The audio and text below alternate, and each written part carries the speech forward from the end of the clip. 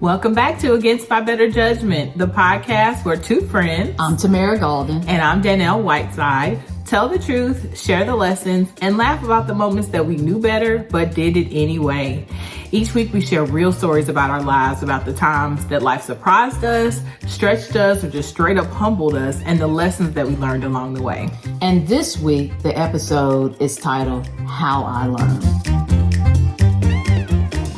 Today's episode is going to be how Tamara learned compassion. Okay. But before we get into that, how was your week? You know, I had a really good week. I saw some decent basketball. I saw TSU and Fisk play. Oh, cool. Their men play. And, you know, it's just really good. Just when we think about just the history of those programs and the leadership of both those programs, it's just really good to see the young men and women just out there, you know, exercising and having fun and being competitive. So it was I haven't been to a HBCU game in probably a decade where both teams, well, in basketball, I haven't football. Okay. Listen, I had a good week. I hear a but. It's not a but. Okay. I had a good week. Something that I've been dealing with at work for probably since September. It was a very hard time for me, and I got to a resolution. And that's all I can say about the details, but I am just glad that this is behind us now. And I don't do my work for people to say, good job. Mm-hmm. But I was in a meeting and someone said, like, I don't think you all realize what Danielle did to get this to a resolution. And I just want to say she did an amazing job. And I said, you know what? I'm going to absorb that. I'm going to take that in because I did that. Well, you know, that's a good point. We don't take a lot of time. Well, let me not project. I don't take a lot of time to really celebrate the wins. It's always on to the next one. And I'm not very gracious in accepting a compliment. Yeah. Or like, I usually blow it off. I'm not very good at it, but we really should. This stuff is big. These are big deals. Yeah.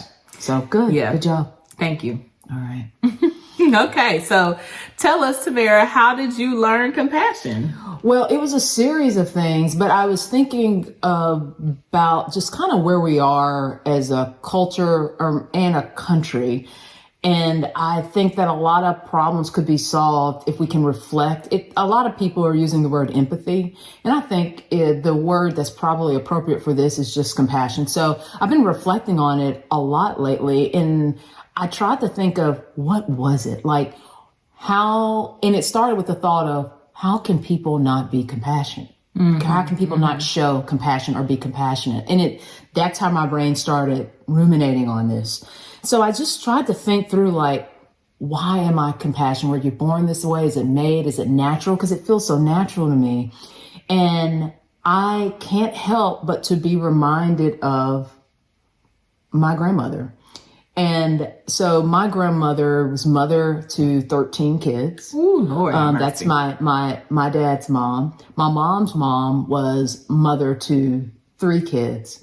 And both of them lived quite parallel lives, in that the world wasn't so kind to them, but through it all, they figured out a way to show compassion. Mm-hmm. And I'm not speaking about the compassion that comes with the responsibilities of being a mother or even the responsibility of being a grandmother and an active grandmother.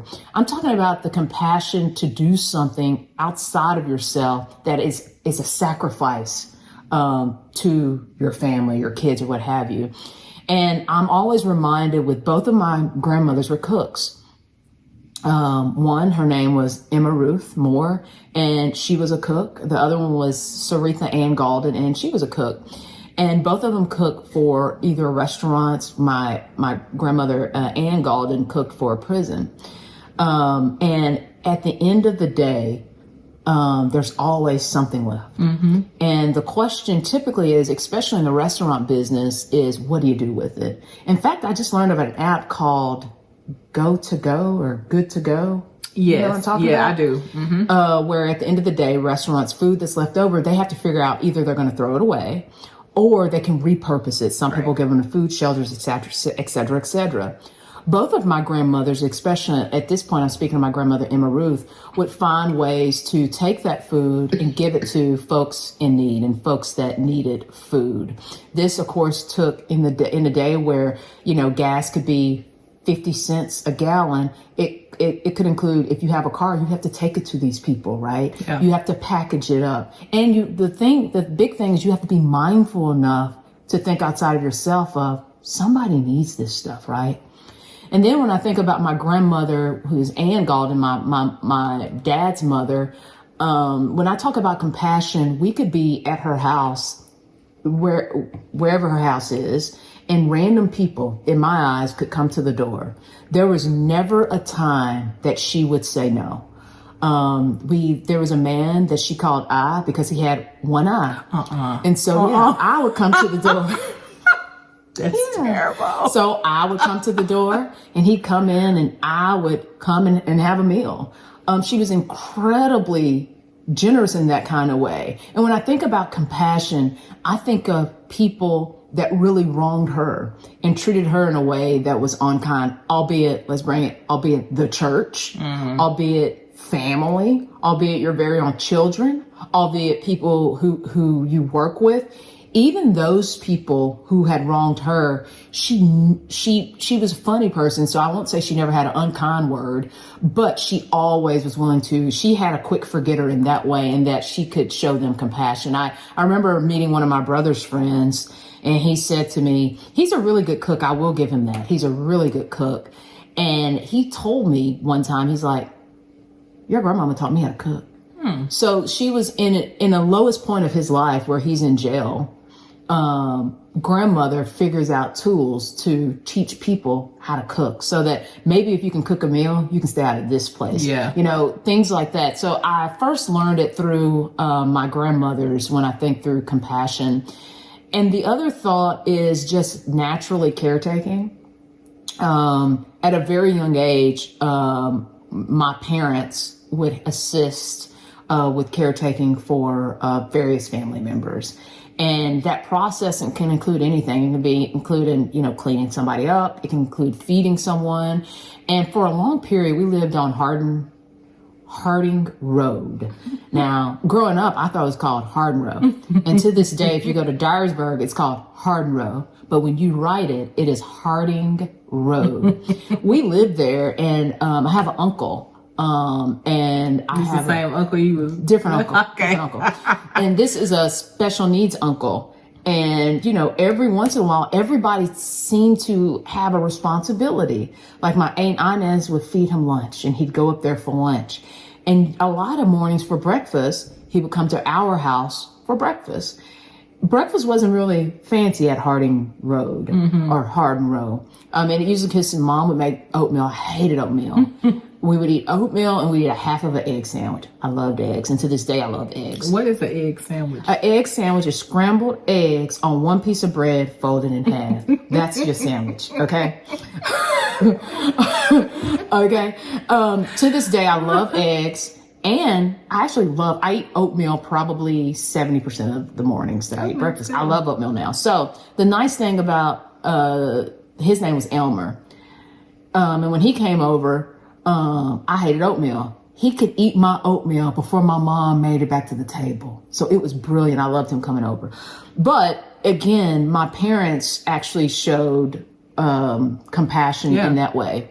And then I even think another note is I think about my brother, who, as many of you know, I have a brother who's also a performer in many ways. He writes. He's a brilliant writer. He's also a really good artist, but he's not so good at love a lot of times. So, which is why I don't see him a whole lot. But one thing I think about is I can think about the things that he did that would be deal breakers for me.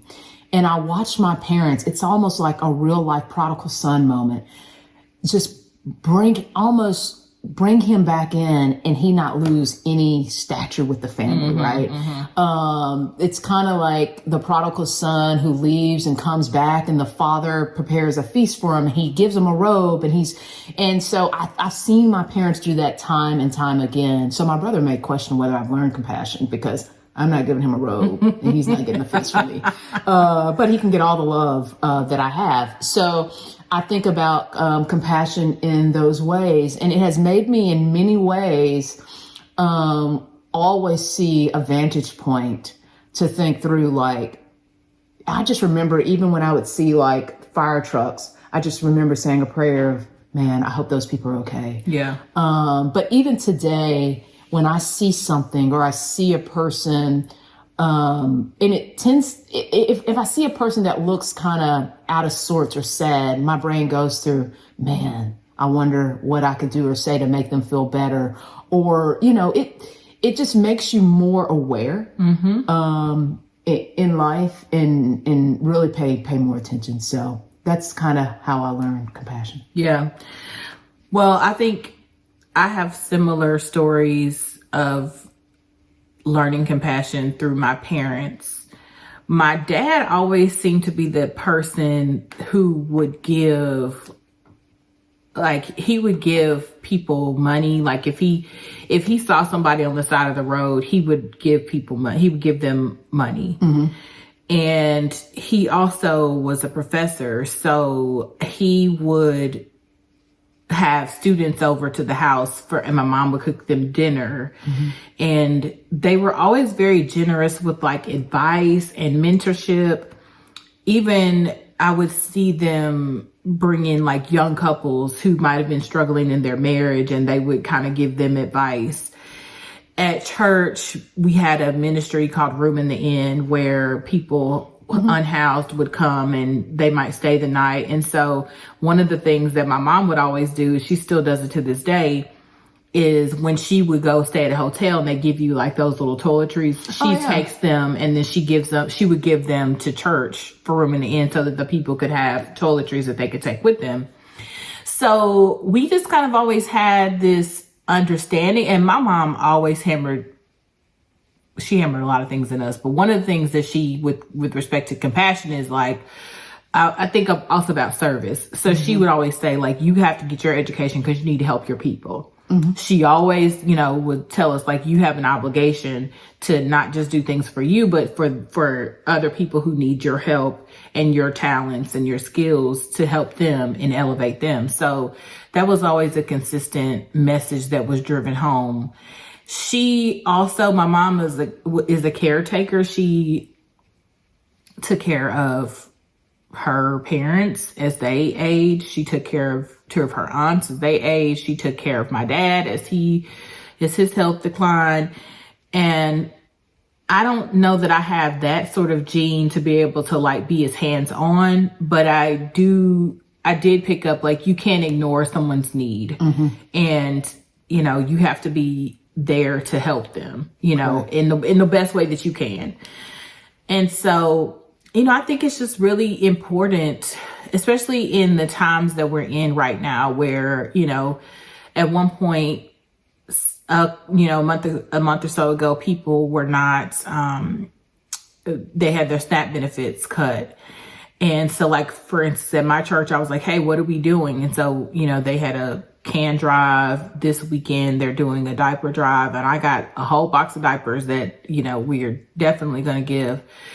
But it's just always important to have compassion for people, because it could be you.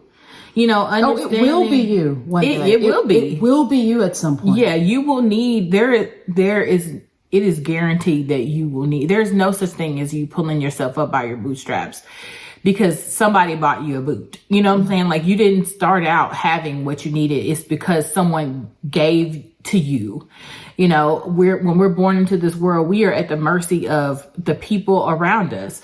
And so if you had, I told my son the other day, I was fussing at him. I'm like, if you have water to drink and you have food on the table and you have lights and a roof over your head, it's somebody loved you enough to do that. Right. And so you're always at the mercy of other people. And because of that, you should be willing to give. Agree. Yeah. Agree. And so I think it's just important, especially we're going into the holiday season and, you know, times are hard. Some people are saying Christmas is canceled this year. I don't know. Just because, you know, there are really deep needs out here. And I think the point is if you are in the position to give and to meet someone else's needs, you should have compassion on them and do that. It's just so important. I agree. Yeah. So this is a good conversation to have. We're all blessed. Yeah. Even if you don't have all the things that you want. Yeah. Even if you don't have all the things that you need, you have something. Yeah. You have life and a chance to change life around. And so, you know, just give to others because people are in need. So agree. Yeah. Well, let's talk about We'll Be the Judge, where we read your questions and offer our advice, unqualified or qualified, with a little side of judgment, because, you know, we gonna judge. And I guess maybe this week it's kind of related. So this is from Elise. She says she's a working mom with 2 school-age kids, a husband who travels, and a job that has me in and out of meetings all day. My question is simple. What do y'all do for lunch? I'm tired of salads. I'm tired of the drive-through. I'm tired of saying I'll just eat later, and then it's 4 p.m. and I'm hangry. I want to eat better, save some money, and not hate lunch. Any tips for weekday meals that feel doable and not like I need to be a Whole Foods influencer? Signed, Elise. Elise, all of these questions, I'm so bad at them because, so Elise, I do not eat, I don't even think of lunch. My brain, once I start work, it's like a twilight zone. Like once I start work, my brain does not stop. I just don't get hungry. The problem is about 3:00, I'm starving.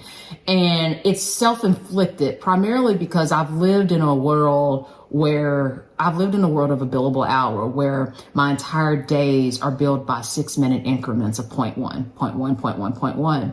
And so I have trained myself to just push through and capitalize on every time. I don't know the last time I've actually just only eaten lunch without working. Unless it's structured. If I'm in a business event and it's lunch. Yeah. Okay. But if it's just me being responsible for it, I'm not good at it. So when you figure out how to get that lunch, you call me, Elise. So Danelle, I'm gonna let you take this one. I feel like I don't do a great job either. There are some days, I will say, working at a institution of higher education, it spoils me because I know that if I don't pack my lunch, then I can always go to the cafeteria. There's some fast casual options. And so that's not everybody's, everybody's not able to do that. Correct. But I will say that I've tried to be a little bit more intentional about my lunches because I'm not a person that can not eat through lunch. I usually need to eat lunch. So one of the things I do is Trader Joe's has a lentil soup that is so good. Is it in the bag? It's not in a bag. It's that's Costco. It's in a plastic. It's not one of their cans because they also have canned lentil soup, but they have one in the refrigerated food section, and it is so good. And so all I have to do is I'll grab a few of those because it lasts for a couple of weeks, and then I'll just take one to work and put it in the microwave and eat that for lunch. Sometimes I will get leftovers for dinner and just pack them up for the next day. And so I'm not great about it, but when I don't spend money going out to eat, it's usually because I have been just taking a little extra step and packed up leftovers or grabbed something from Trader Joe's. You really just have to set yourself up for success in that area. It takes some forward thinking. And I'm sorry that salads are sad for you, because another option that we've recently tried is at Costco. They have these little prepackaged chicken, little chunks of chicken. I know what you're talking So about. you get salad, and then you could just dump that on over the salad and pack some dressing, and that's the easy solution. So it just, like I said, it takes just a little bit of extra thinking and intentionality to plan for your meals, and you just have to do it. But at least I will say this. If you're not into, like, boil you some eggs. Just make sure you're getting some protein. If it's a protein shake and 2 boiled eggs, if it's a yogurt, like, have 5 things and mix up those 5 things every single week so that your body's getting variety. That way you don't have to, I think part of it is just you won't even have to think about it. Like, make some tuna salad, make some chicken salad. I will say this is the first year ever I've made my own chicken broth. Okay. And so That's in making fancy. it, one component of making is you boil the chicken. Well, I'm like, this chicken. So I made chicken salad with the chicken. Yeah. So, I will say, if you want a way to save money, definitely do it. It should be a DIY lunch. So, I mean, it's like I had a terrible habit of going to Starbucks every morning for breakfast. And then I just was like, you can do better than this, because it's like almost $18 for a breakfast at Starbucks. Doing that every day is like crazy. Yeah, I know. Wow. So you're my rich friend. No, I'm not. Jeez. Not that's rich because I'm spending it at Starbucks. So what I've been doing now is at Costco, they have these little egg bites that are frittatas. Yeah. I know what you're talking about. And then they have chicken sausage, like frozen chicken sausage. And so now I've just been putting that in the air fryer and a banana. And so I have my egg bites, the chicken sausage, and a banana. And that's been a very, so. That sounds like breakfast. It is breakfast. Okay. Yeah, I'm just saying for breakfast. Yeah. So now I'm not spending that at Starbucks. You just have to be intentional is the point. And if you're not intentional, you're going to spend way more money. Yeah. So yeah, you should be intentional. But that's a real issue for a lot of folks. It is. So It thanks, is. Elise. And if other people have some suggestions, feel free to comment in our on YouTube or on Instagram or what have you, because it's a struggle for us too. Yeah. Especially when you're busy and sometimes you don't have time to break for meetings or what have you. You just need something. Almonds are a great thing to just prepackaged almonds are a great thing that you can just pick up. Maybe because my mom is a dietitian. So maybe one time we can have her on here to just talk about quick meals for working women. She'd love that. Or working people. Then she'd probably be looking at those comments that she doesn't leave us. Yeah, she'd like that. No, good question. Yeah, it is. Point is, we can all do better, and we keep trying. So, okay. So it's time for the Against My Better Judgment segment. Ooh, Danelle, take it away. Okay, so sometimes it's something we did, other times it's something we've seen other people do, and I have another one that I saw recently that I wanted to talk about. And this person, I saw it on social media. It went viral because this was a police officer that showed up that was in court on Zoom with no pants on. And so the judge was like, it was something he slipped because it was a black male judge. And he was like, bro, you ain't got no pants on. It was like he slipped out of his like judge voice and was like, bro, you ain't got no pants on. And so then the judge was like, the guy was like, I guess he was like, I can't even deny. Yeah, I don't have any pants on. Wait, so he had on his uniform. He had on the uniform top, but he did not have any pants on. Did he stand up? He had his camera in his hand, like his phone. And he was like, the angle of the camera caught everything, and he just had on boxers. And so the judge was like, he didn't even have on pants for real. No, he did not. They were just some plain not matching, but this man had on no pants. No pants. Oh my goodness. No pants. So that is totally against his better judgment. He should have paid attention to how he was holding his phone.